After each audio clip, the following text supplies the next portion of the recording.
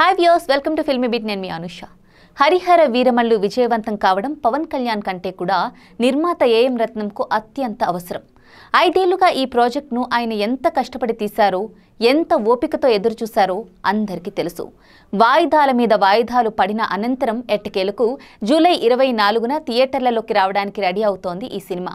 అందుకే ఈ ప్రాజెక్ట్ నిర్మాతకు అత్యంత కీలకమన్న విషయం ప్రత్యేకంగా మనం మాట్లాడుకోవాల్సిన అవసరం లేదు.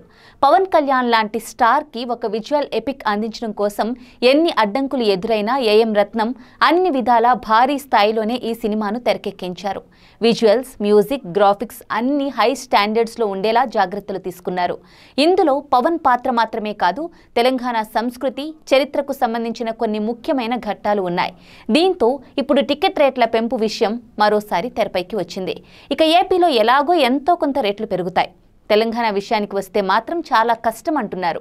పుష్ప 2 తొక్కిసలాట అనంతరం టికెట్ల రేట్ల విషయంలో చాలా రకాల సందిగ్ధత కనిపిస్తోంది. ఈ నేపథ్యంలో హరిహర వీరమల్లు బృందం ఇప్పుడు తిరిగి ప్రయత్నాలు షురూ చేసింది. గతంలోనూ ఒకసారి సీఎం రేవంత్ రెడ్డిని నిర్మాత రత్నం కలిసి మాట్లాడారు. అప్పట్లో ఫలితం రాకపోయినా ఇప్పుడు సినిమా రిలీజ్ సమీపిస్తున్న నేపథ్యంలో మళ్లీ చర్చలు తిరిగి మొదలయ్యే సూచనలు కనిపిస్తున్నాయి. ఈ సినిమా తెలంగాణ చరిత్ర ఆధారంగా తీయడం, అలాగే పవన్ కళ్యాణ్ కు ఇక్కడ గట్టి ఫాలోయింగ్ ఉండటం ప్రత్యేకంగా ఈ రాష్ట్రంలో టికెట్ ధరను పెంచే అవకాశం ఉందనే టాక్ వినిపిస్తోంది. భారీ పెంపు కాకపోయినా ఓ మోస్తరు పెంపు వల్ల బాక్సాఫీస్ కలెక్షన్లలో స్పష్టమైన తేడా వస్తుందని ట్రేడ్ వర్గాలు అభిప్రాయపడుతున్నాయి. మేకర్స్ ఈ అంశాన్ని ప్రభుత్వానికి వివరించి అర్థవంతమైన రేటు ముందుంచనున్నట్టు సమాచారం.